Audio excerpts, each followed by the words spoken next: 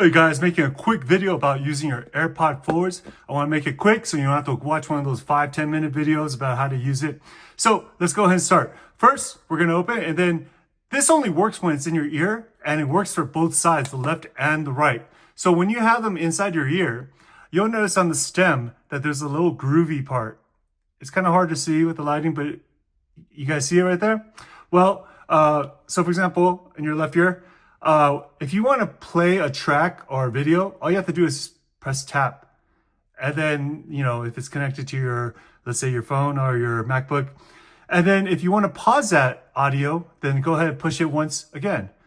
Now, if there's a phone call that comes in while you're listening to audio, all you have to do is just push tap, and then it'll pick up that phone call.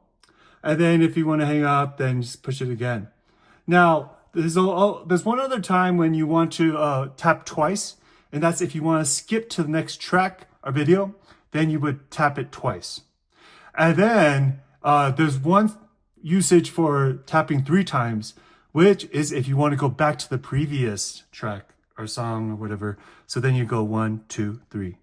Now that's pretty much it. All right, guys. So tap once, like I said, for playing the song, tap once for pausing it, tap once for picking up the call.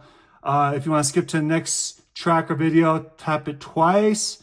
And then if you want to go back to the previous track, then you tap it 3 times. Okay, guys, I hope this video helps. I want to make it quick, and I'm gonna stop talking now. Just like and comment below. All right, thanks. Bye.